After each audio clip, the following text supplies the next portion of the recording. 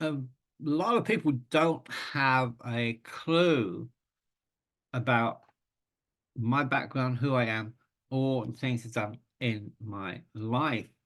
And I want to just give a little bit of an insight into my background because there's so many amazing things have that I've been through, I've been taken through, that have occurred through the years, the decades of my life. And I think some of them are going to help you if I can just explain. And the reason I say this is because I know I've got some great followers on YouTube and especially on Facebook, and you probably know this much about my life. And I'd like to expand it out a little bit. And the reason is because I'm writing my memoir. And so this is perhaps a little bit of a teaser for that. But first off, you might wonder, why am I on a taxiway of an airport at night? Well, of course, it's a virtual background. I make no claims about that. But the fact is, I've spent at least half of my working life on airfields, particularly in the UK. Heathrow, Gatwick, Stansted, the Luton, the London airports, and also some of the other airports, Birmingham, Bristol, and so forth. And so I've worked airside and landside ever since I was 17 years old, 1 month after I passed my driving test. That's just as a sort of interesting non-fact, if you like. Some of you will remember the Beatles' 1969 rooftop concert in Savile Row. It's such a well-known concert, okay? For any of you that have no idea what I'm talking about, here's the picture from the rooftop concert. Probably the most famous concert in the history of, well, the history of the 1960s anyway. Now, I was not on the rooftop, or I've chatted with someone that was, but that doesn't count. What I was doing was preparing to take my first driving test in London, just about 3 miles away from Savile Row, from where the Beatles were. And this is sort of the story of my life. I've always been on the periphery of things. And I lived throughout the 60s. I grew up in the 60s. I was 17 when the Beatles did that concert. And within, and I passed my driving test 1 month after I had become legal age for driving. I began driving when I was 12 on an airfield, an old World War II airfield, as it happens in Somerset.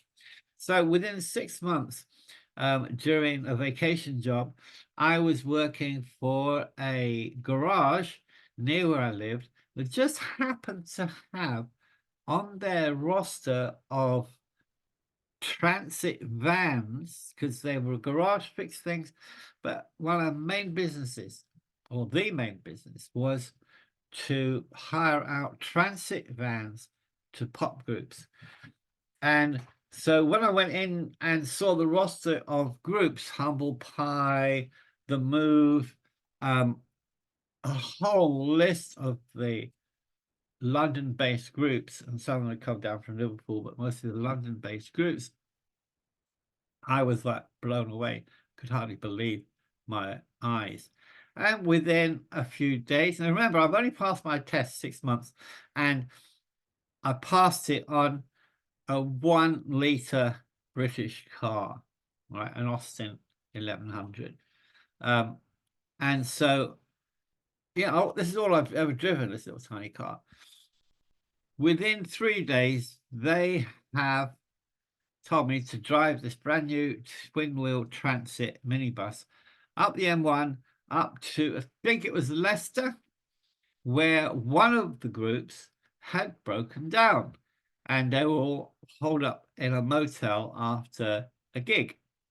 Remember, back then, even names that be familiar to you and to me, used to do the university circuit and play in universities and so forth. And, touring was a massive, big thing. So for my sins, I became a roadie for just really the night. And I'll tell you, as a 17-year-old, was absolutely shocked by what I saw going on in the motel. I'm not going to elaborate, and I'm not going to name the group because I don't want to end up in litigation. But what I saw totally boggled my mind. And I came away, hitchhiked back to London. That's what we used to do. You'd deliver a vehicle, hitchhike back, and you'd then be able to claim your train fare. And so they give you a little bit of extra spending money. Um, 3 days later, no, sorry, 2 days later, the manager comes in and says, you see that BMC truck we have, that recovery truck? I want you to drive that to Leicester and pick up the broken down transit on elevated tow. I didn't know anything about commercial vehicles, about elevated tows, recovery, or anything. Zero training. So off I trundle in this BMC truck that's got the engine's right beside you, right? Under an uninsulated cover, so you can rest on the engine like this. And it had a leaking exhaust gasket, and that cabin filled with diesel fumes. This was the days of corduroy jackets. If you went out anywhere, I had a salmon pink suit. That's another story. But I had my corduroy jacket, which is a Levi jacket, but cords, and it was a cream color when I began. When I got back to London, it was black. And the interesting thing was I was able to hook up this twin wheel transit. Now, the BMC truck was based on I don't know if it was a 5 or 10, it might have been a 7-ton truck. It was based on a truck because it was wide. It was one of those ones with little windows, and which was really fun. The transit was narrower than the truck. So if everything was going fine, I couldn't see the transit. I just had to trust that it was behind me. So the first mistake I did was jackknife it in a transport cafe, what we call a transport caf, which is nothing like a services that you'd get on a motorway or freeway. It's a muddy patch of ground and a hut where the truck drivers go. And I jackknifed it and couldn't get a thing out of the car park. And I had to go in and eat humble pie and call out the drivers, I've been on the road donkey's ears. Excuse me, I said, could somebody help me, please? I've jackknifed my truck. They were looking at each other like, oh gosh, we really got one here. And one guy got up and said, yeah, sure, no problem. And he got up, bless him, didn't say much to me. Within 5 seconds of getting in the cab, he'd got the thing straightened out for me. And I was on my way. Very grateful to truck drivers. Thank you. That was a good one. One other thing, I used to hitchhike everywhere across the country. We always did that. And so I was at Durham University, living in London. So that's about 300-mile trip, something like that. And I remember one day that me and my friend were hitchhiking, got picked up by a lorry, or truck, which wasn't unusual. And we're cruising along there, and no safety belts or anything like that back then. You got to be joking. I think this was it was either a Volvo or an ERA truck. I can't quite remember, but I think it was probably an ERA, probably before Volvos came over to England. And it was a bit of an old truck. And we're cruising along at top speed, and this guy gets a plank of 2x4 wood, a huge plank out, and he jams it under the accelerator pedal, the gas pedal, jams it up against the little thing he's got by the window. And that's his cruise control, folks. It's unbelievable today. Can you imagine a truck driver getting pulled over, Smokey Bear in the rocking chair, and getting pulled over for having, quote, his not his autopilot, but he might as well have gone to sleep. Crazy. Anyway, I'm back to this truck here. I'm towing this elevated tow, this Ford Transit which was the bread and butter of the music world back then. Even in the late 60s, it was, believe it or not. And Eric Clapton had, he'd go around in a transit, you know. Uh, the other guys would go around in beat up Bedfords or beat up Ford Thames vans, but no, people had transits. They were very, very popular. I get to the end of the M1 onto this big roundabout, and all of a sudden I am seeing Ford Transit in my right rear view mirror. And a moment later, I'm seeing Ford Transit in my left rear mirror, and it's moving side by side. So I think, oh my goodness, what's happened? I get out and take a look at it, and the tow bar is actually broken, and it's swinging on safety chains, two safety chains. Fortunately, I had safety chains on it. And it's literally swinging on the safety chains. And I drove that truck with the transit behind me all the way from Hendon in North London to West London by the airport, Heathrow Airport. It's literally on safety chains only. When I got in the garage, they said, I can't believe the thing didn't fall off. Absolutely amazing. Just that's one of my trucking stories. Okay. The other thing was they had another BMC truck, and they had me driving that to Heathrow to and fro, and that was the first really big truck I'd ever driven, and it terrified the life out of me, but I sort of enjoyed it. That job, I was always keen on cars, especially British cars. I'd been up to the Longbridge factory in Birmingham when I was 12 years old. I'd been given a ride in a Austin Mini Cooper 1275S, and it wasn't just any Austin Mini Cooper. It was a pre-production 20 Mini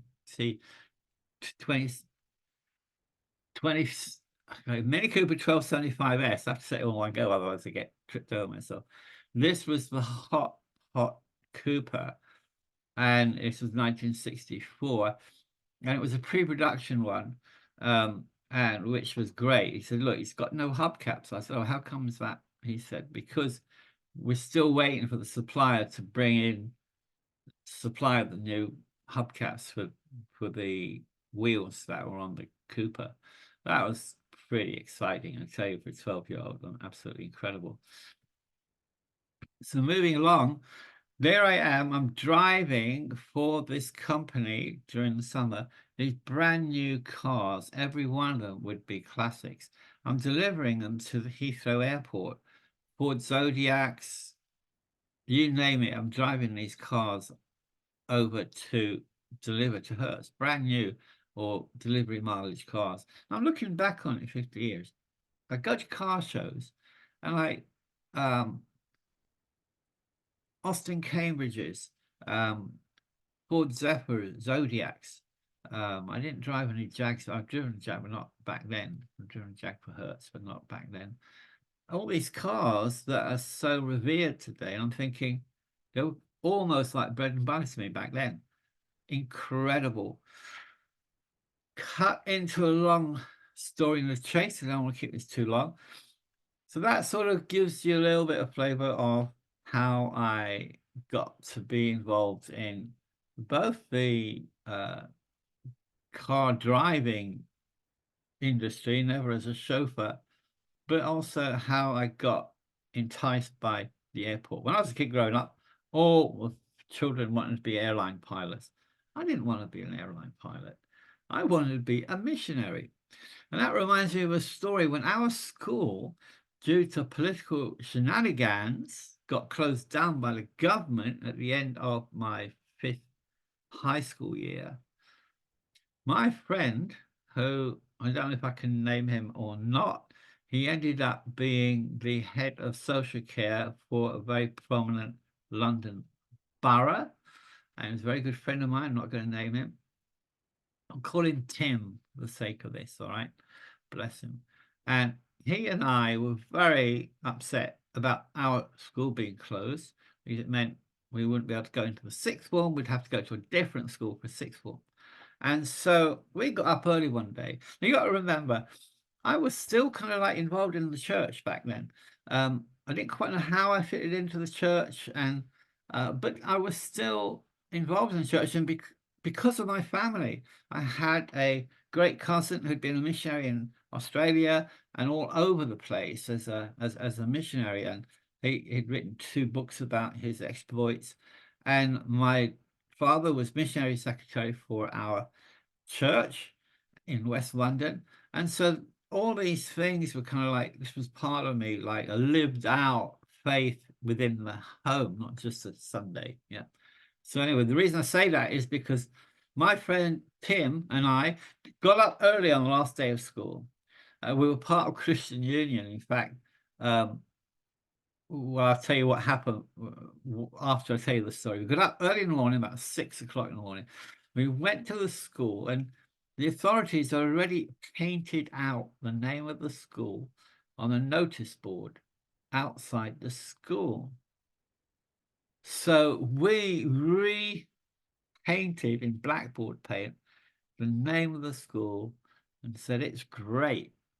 I'm not going to tell you the name of the school on a public video. You have to wait for the book for that. I'll put it in the book. Then, not content with that, we also had a huge bucket of whitewash, which is basically washable white paint. You used to paint walls with it outside, the outside walls. If you go to Spain, all the homes are painted white or light yellow. It's lovely. Over here, everybody paints things. It's all graffiti over here now. It's horrible. And so we went to quote the new block, and the new block, ironically, is the one block they have taken down. It's the newest block, and a few years ago they destroyed it. Yet the old block is still existing from the 1930s. Very strange. But anyway, shows you about construction methods. And they got this row of glass windows along one side of the new block, and we got our whitewash paint, and again we did graffiti on the windows, to be perfectly honest with you, not to be vandals, but to make a political statement and say, hey, this is our school, and you just destroyed it and turned it down. And beyond that, you've actually taken the name of the school away before we've even ended the school year. We were not happy about that. Come assembly time, oh, we heard some people kind of behind us, so we ran back home to Tim's house. And the ironic thing is, we were leaving a trail of whitewash the whole way. So if somebody wanted to pursue us, they could easily have found where we went, but they didn't. So then comes the assembly, the last final assembly of school, secondary, high school.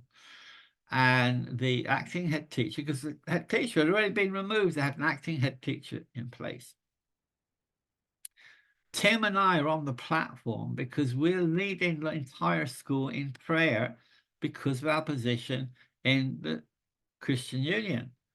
And Tim was a house captain. I was a deputy house captain of Nelson House, right? Okay. So we were looked upon as being responsible members of the school community, people looked up to, involved in loads of stuff. And we had, we weren't naughty, we were good kids, we really were.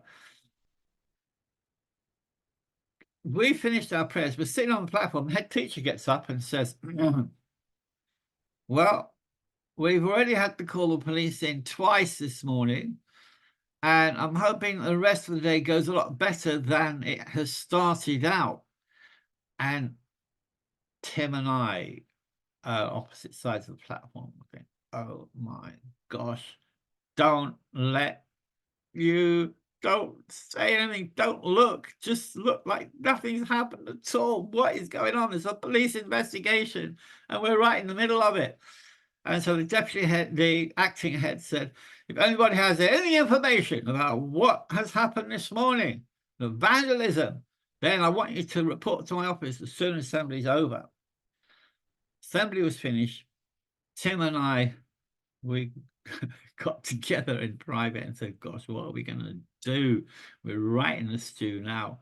So we decided the best thing to do is turn ourselves in. It's a thing that never happens in Hollywood movies. You notice Hollywood movies, you get somebody that's perfectly innocent, but he's witnessed a crime. So instead of just going to the police and saying, hey, you know what? I've witnessed this. This is my statement. It's absolutely true. And rather than, you come running for me, I'm going to turn myself in because I did not do it, right? To me, that's the logical thing to do for most people. Hollywood movies don't go like that. They always have the guy running, and then you've got a chase movie, basically, which is a whole genre of its own. But anyway, I was studying film and TV at college, so excuse me. My favorite movie is Casablanca. I'll watch it over and over at times. I'm in this stew. Tim's in this stew. We go to Mr. White's office, that's his real name, and we said, look, we painted the school sign. We daubed the name of the school on the windows, but we did not break the windows, because what happened is some vandals come behind us and broken the windows.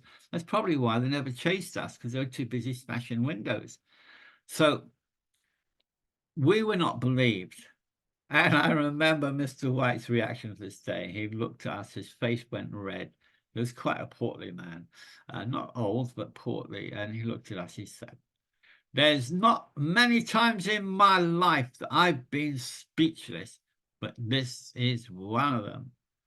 And he called the police, and the police took us away to the police station in a police car. And that last day of school, we were in the morning being interrogated by the police. So the kicker is this, that they asked, of course, for our details, name, address, date of birth. And then they said to Tim, what are you hoping to be and to achieve when you leave school? And he said, straight face, he said, I want to be a social worker. The police did not believe him for one instant of time. So then they said to me, right, John, when you leave school, what is your ambition? What is your goal? What do you want to do with your life? And I said, I want to be a missionary.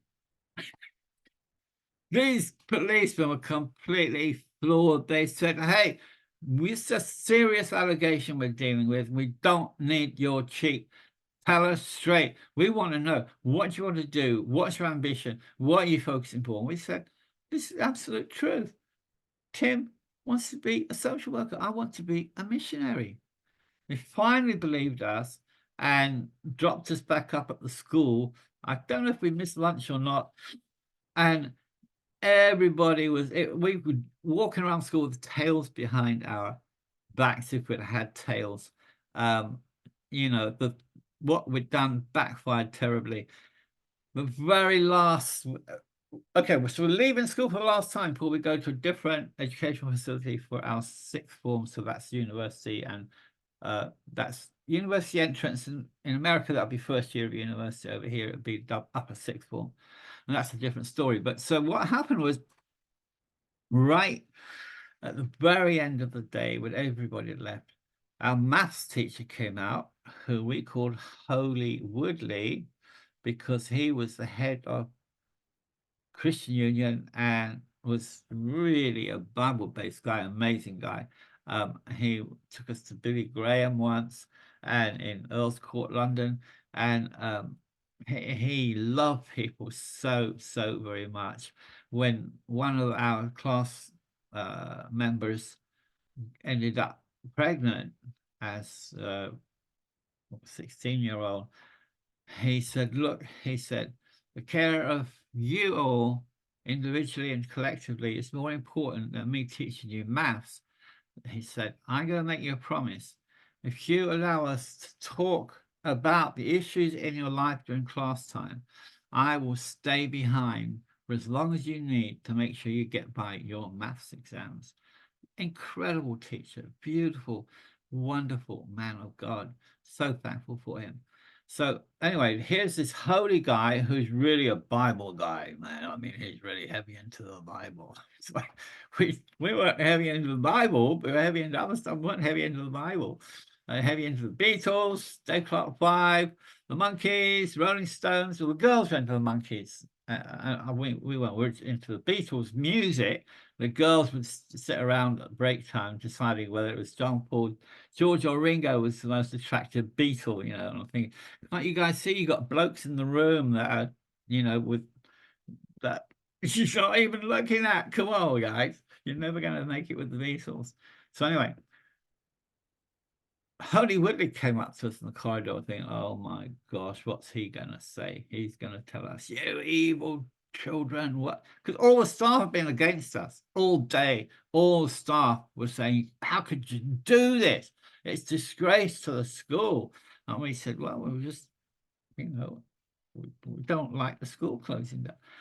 Holy Woodley comes up with a burst into a great big grin, a smile covers his face. He says, Ron, he says to me, John and Tim, he says, folks, he says, they've been slagging you off in the staff room all day, but I want you to know what you did. It cracked me up. I thought it was brilliant and well done, you guys.